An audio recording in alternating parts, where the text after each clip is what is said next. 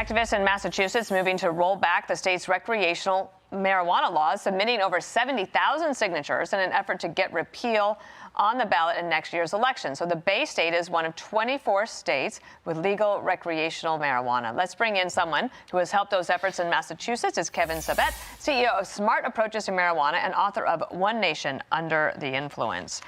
This caught my attention. I'm from Colorado, and I know that most people there think it was a terrible decision to be the first to legalize marijuana. I live in a state and a city here where you smell it everywhere. So what are the chances, as we show people a map, of where it's legalized now? Well, thanks for having me, Dana. The chances are pretty good, actually, because we've seen this huge increase in young people using, and today's weed is not your Woodstock weed. It's been 100%. Genetically bred and engineered to be so much stronger than before. So it's causing things like psychosis, schizophrenia, violence, mental illness, school dropouts, things that boomers may not associate with weed from the 60s and 70s. It's a completely different drug causing all these problems. What I say, it's not your parents' pot. Exactly. Right? It's not grown in a field in Kentucky anymore. No. It's manufactured in a lab, and it's much more intense than it's ever been. Here we go, though.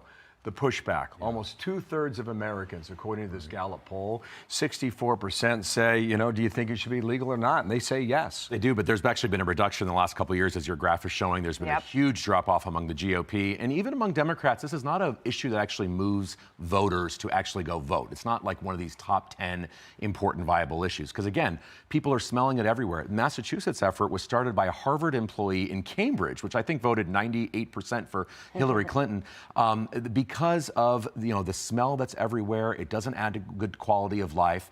There's a big difference between commercializing weed and just not putting people in jail for it. I don't think we should arrest and lock people up, but why do we need to promote it with these candies and gummies and all of these products that are like 99%? They're blowing people's brains apart. Okay, but I'm wondering about other pushback that we might not be hearing about. Yes. And that is because the idea, like in Colorado, was, all of this money will go to fund education. Yeah. Okay, so then a lot of these states get addicted to the money that's coming in. The money's been less than 0.1% of any state budget. So when you look at it from that perspective, it's not much money, but it's also costing us. So every car crash is about $1 million to $2 million, and there are tens of thousands of them. Every dropout, every person that's late to work. So it's actually costing a lot more money than it's bringing in. 0.1%, you say? Less than 0.1%. Less than any state. Was that what the prediction was? No, the predictions were billions. We were going to have schools paved with gold, streets paved with gold, and new schools and new this and that. We were going to have social justice. Let me tell you, the people making money are a small number of people from Wall Street and sort of the political class that are lobbying. It's definitely not black and brown people that are making money from this either. Actually, what we're doing is we're putting pot shops in poor communities. That's not helping them. They don't want it.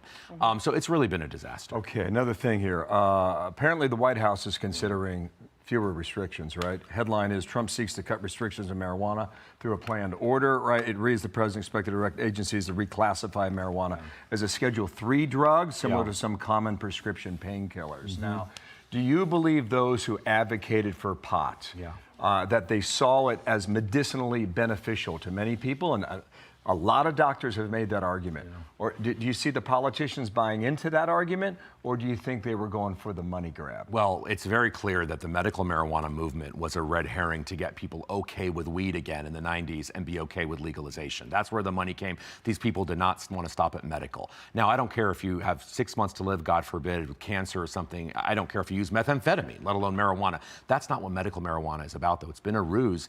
This rescheduling is confusing because it actually doesn't really make it an FDA-approved drug. They wouldn't do that. I'm all in favor of doing those FDA trials, by the way. Do the studies. That's not what it does. What it does is give tax breaks to the existing medical marijuana companies, many of whom are donors to the president. That's what makes this very disturbing. And it will also send a bad message, because the headline, of course, is going to be marijuana downgraded. And the average 14-year-old will think, well, it's legal now. It's okay. Right. And as parents, what you say? Last quick question. If you are a person that might want to sign one of these petitions, where do you go? Go to learnaboutsam.org. That's our website, learnaboutsam.org. We'll connect you with the Massachusetts. There's many other states that are working on the back. Kevin Sabet, thanks for being here. Thanks for having me. We'll follow it. Thank you. Click here to subscribe to the Fox News YouTube page to catch our hottest interviews and most compelling analysis. You won't get it anywhere else.